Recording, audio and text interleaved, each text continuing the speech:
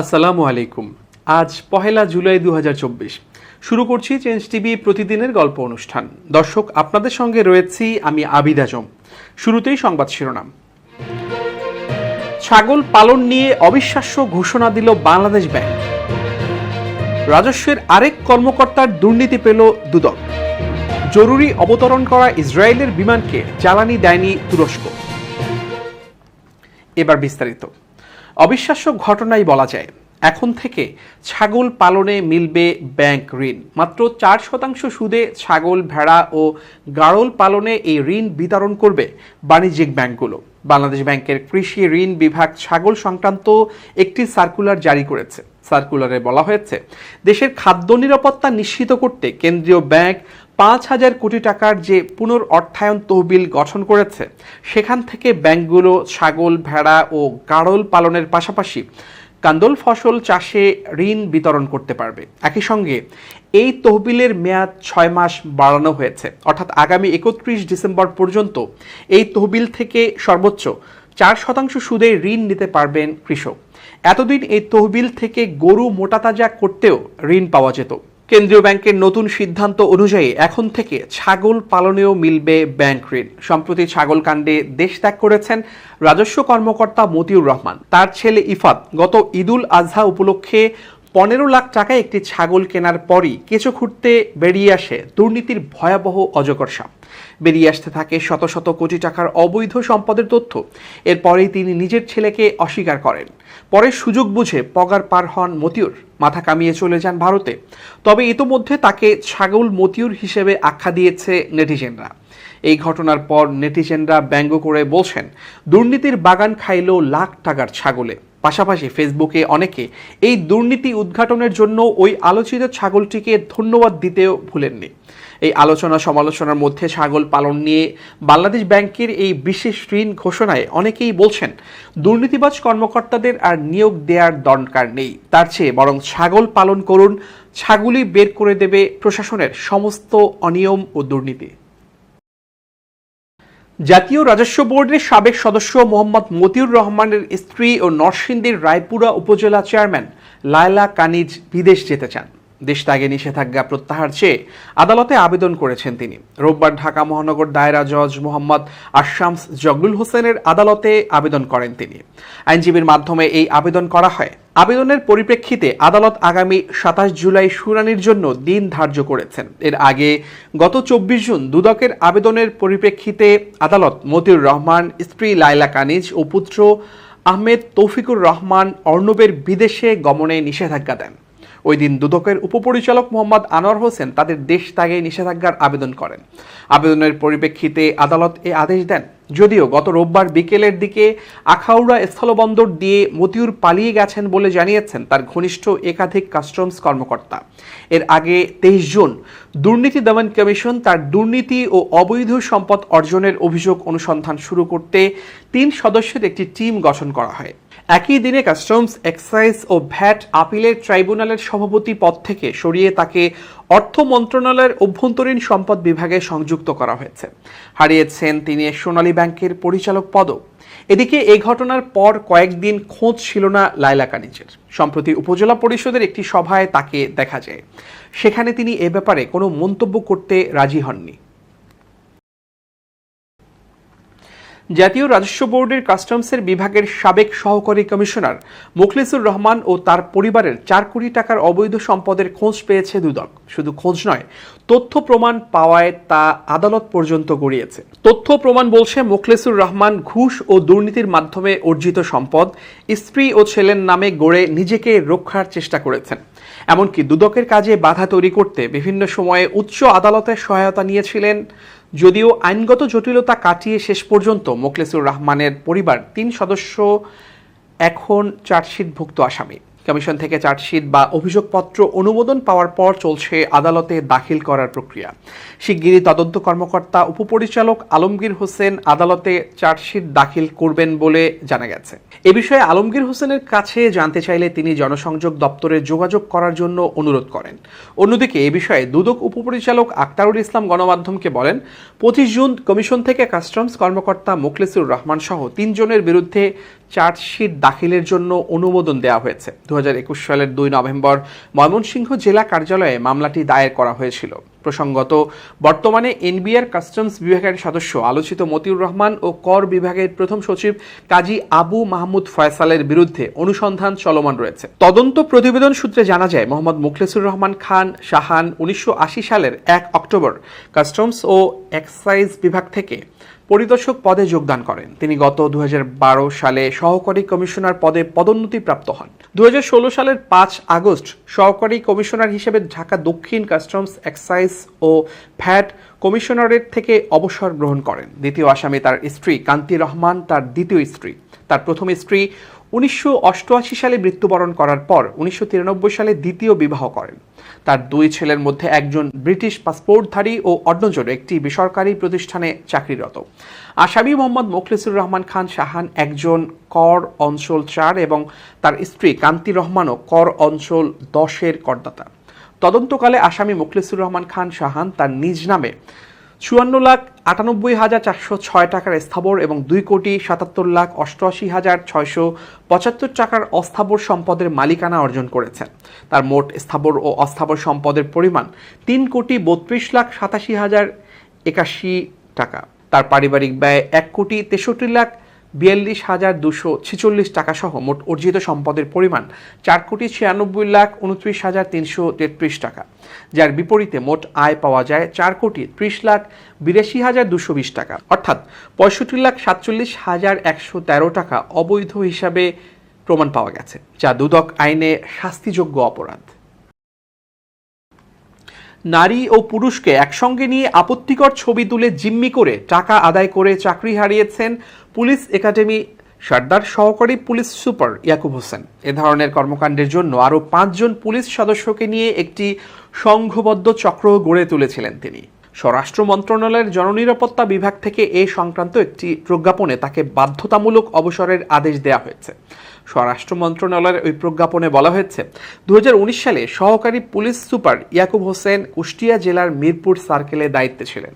তখন তার নিয়ন্ত্রণাধীন মিরপুর থানার সাবেক এসআই জীবন বিশ্বাস, কনস্টেবল আলামিন, কনস্টেবল মোহাম্মদ আব্দুস সবুর, গাড়ি চালক কনস্টেবল সামিউর, কনস্টেবল রানা ও কনস্টেবল অনিকের সমন্বয়ে আর্থিকভাবে লাভবান হওয়ার উদ্দেশ্যে একটি টিম গঠন করেন। 2019 সালের 19 জানুয়ারি পূর্ব পরিকল্পনা অনুযায়ী পৌর এলাকার মোশাররফপুর 3 নম্বর ওয়ার্ডের লিপি কমিশনারের বাড়িতে আকস্মিকভাবে প্রবেশ করেন। সেখানে এক নারীর সঙ্গে মোহাম্মদ আশরাফ হোসেন ও মোহাম্মদ শামীম রেজা অবস্থান করাকে অবৈধ কাজের অভিযোগ তুলে হ্যান্ডকাপ পরিয়ে বেধড়ক মারপিট করেন। পরে তাদের অর্ধনগ্ন অবস্থায় ছবিও তোলেন। পরবর্তীতে মিরপুর বাজারে বিকাশ ব্যবসায়ী সোহেল রানার মাধ্যমে অভিযোগকারীদের পক্ষ থেকে 1 লাখ টাকা নিয়ে তাদের ছেড়ে দেন। বিষয়টি নিয়ে ভুক্তভোগী আশরাফ পুলিশ সদর দপ্তরে অভিযোগ করেন। অভিযোগের বিপরীতে অভিযুক্ত সহকারী পুলিশ সুপার ইয়াকুব হোসেনকে কারণ দর্শাতে বলা হয়। প্রজ্ঞাপনে আরও বলা হয়, তদন্তে বিষয়টি প্রমাণ হওয়ায় অপরাধের গুরুত্ব ও প্রাসঙ্গিক বিষয়াদি সহ সার্বিক বিবেচনায় তাকে বরখাস্ত করা হয়েছে। এবার খুব জরুরি 1 মিনিট জানাচ্ছেন ইউনেস্কো ক্লাব পুরস্কার বিজয়ী সাংবাদিক আমিরুল মোমিনিন মানিক। খুব জরুরি 1 মিনিটে প্রত্যেককে আমন্ত্রণ। প্রিয় বন্ধুরা, সর্বশক্তিমান সবচেয়ে অপছন্দ করেন বান্দার অকৃতজ্ঞতাকে।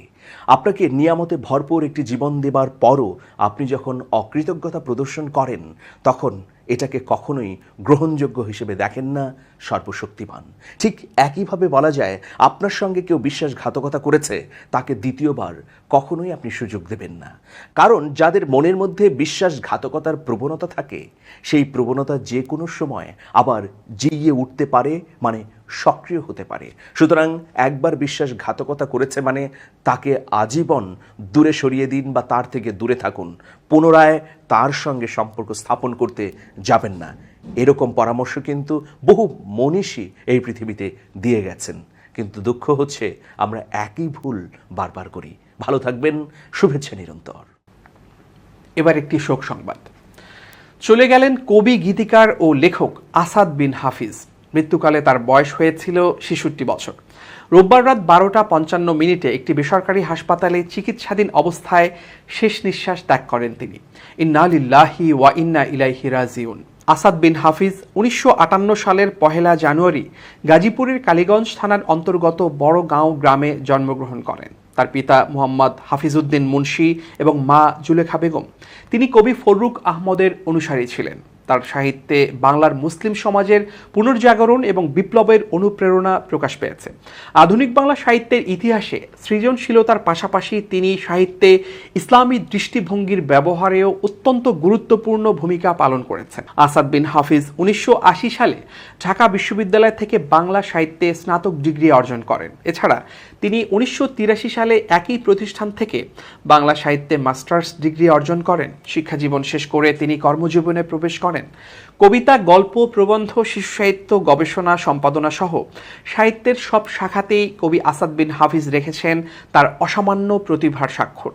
তিনি প্রায় 81টি গ্রন্থ প্রকাশ করেছেন। বর্ণাঢ্য কর্ম ও সাহিত্যের স্বীকৃতিস্বরূপ অনেক পুরস্কার ও সম্মাননা পেয়েছেন এই কীর্তিমান কবি। দখলদার ইসরায়েলের জাতীয় বিমান সংস্থা ELAI জানিয়েছে, তুরস্কের আন্তালিয়া বিমানবন্দরে জরুরি অবতরণ করেছিল তাদের একটি বিমান। তবে এই বিমানবন্দরে কর্মরত কর্মীরা তাদের বিমানে জ্বালানি দিতে অস্বীকৃতি জানায়। সংস্থাটি বিবৃতিতে বলেছে, ইসরায়েলে ফিরতে উড়াল দেওয়ার আগে বিমানবন্দরের কর্মীরা ফ্লাইট LY-তে জ্বালানি দিতে অস্বীকৃতি জানিয়েছে। টার্কিশ বিমানবন্দরের কর্মীরা জ্বালানি না দেওয়ার পর বিমানটি গ্রিসের রোডসের উদ্দেশ্যে ছেড়ে যায়। ইসরায়েলে ফিরে আসার আগে গ্রিস থেকে বিমানটি জ্বালানি নেবে বলেও জানিয়েছে সংস্থাটি। তুরস্কের একটি কূটনীতিক সূত্র জানিয়েছে, জরুরি কারণে ইসরায়েলি বিমানটিকে তাদের বিমানবন্দরে অবতরণ করতে দেয়া হয়েছে। তবে কূটনীতিক সূত্রটি বার্তা সংস্থা AFPর কাছে দাবি করেছে, মানবিক দিক বিবেচনা করে তারা বিমানটিকে জ্বালানি দেওয়ার সিদ্ধান্ত নিয়েছিল। কিন্তু এর আগেই বিমানের ক্যাপ্টেন নিজ ইচ্ছায় তুরস্ক থেকে বিমানটি নিয়ে উড়াল দেন। সূত্রটি বলেছে, মানবিক দিক বিবেচনা করে জ্বালানি দেয়া হতো, কিন্তু সংশ্লিষ্ট প্রক্রিয়া যখন শেষ হতে যাবে, বিমানের ক্যাপ্টেন তার নিজ ইচ্ছায় বিমানটি নিয়ে চলে যান। এদিকে ফিলিস্তিনের গাজায় বর্বরতা ও গণহত্যা চালানোয় তুরস্ক ও ইসরায়েলের মধ্যে থাকা কূটনৈতিক সম্পর্কে ব্যাপক অবনতি ঘটেছে। গাজায় যুদ্ধ বন্ধ না করা পর্যন্ত ইসরায়েলের সঙ্গে সব ধরনের বাণিজ্য বন্ধ রাখার ঘোষণা দেয় তুরস্ক। এবার ফিলিস্তিন প্রসঙ্গ। ফিলিস্তিনের অবরুদ্ধ গাজা উপত্যকার গাজা সিটিতে ছেলের সামনে মাকে পিষে দিয়েছে দখলদার ইসরায়েলের একটি ট্যাঙ্ক। গত বৃহস্পতিবার ভয়াবহ এই ঘটনা ঘটে বলে জানিয়েছে মানবাধিকার পর্যবেক্ষণ সংস্থা ইউরোমেড।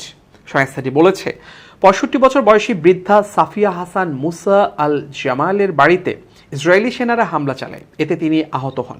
এরপর তার উপর দিয়ে চালিয়ে দেওয়া হয় ট্যাঙ্ক। সাফিয়ার ছেলে মুহান্নাদ আল জামাল এই ঘটনা প্রত্যক্ষ করেছেন। মুহান্নাদ বলেছেন, ঘটনার সূত্রপাত হয় বৃহস্পতিবার সকাল 10টায়। ওই সময় ইসরায়েলি সেনারা গাজা সিটির সেজায়াতে প্রবেশ করে। ইসরায়েলিদের গুলি ও বোমা থেকে বাঁচতে তার মা, 3 বোন ও তাদের সন্তানরা ভবনের নিচতলায় চলে আসেন।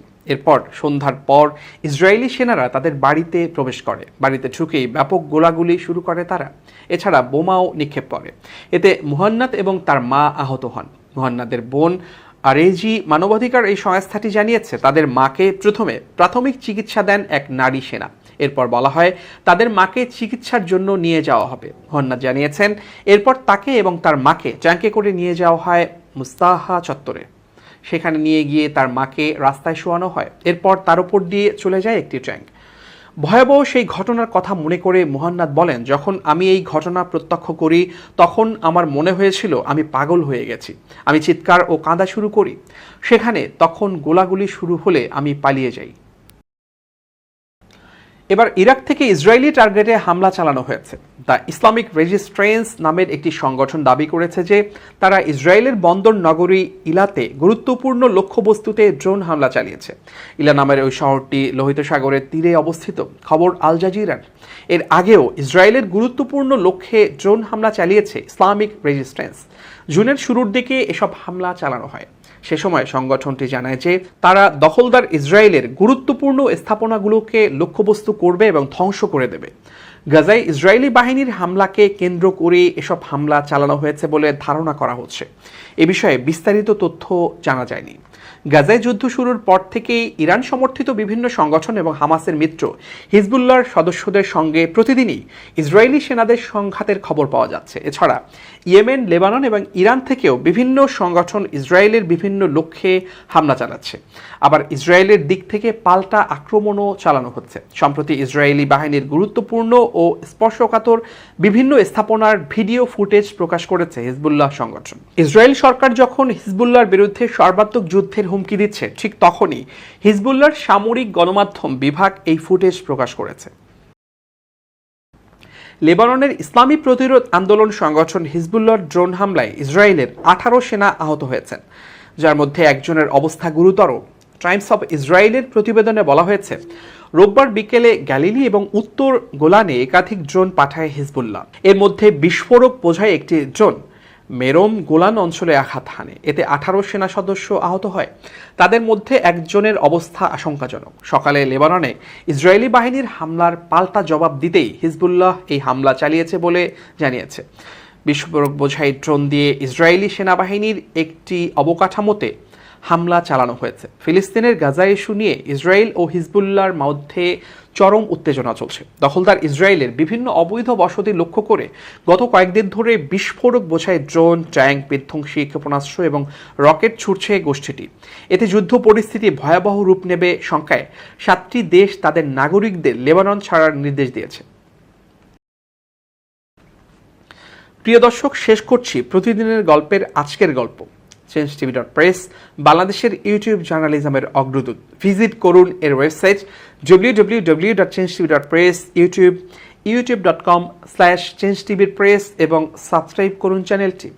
নিয়মিত লাইক, কমেন্ট ও শেয়ার করে আপডেট রাখুন নিজেকে। ভালো থাকুন, নিরাপদে থাকুন, শুভেচ্ছা নিরন্তর।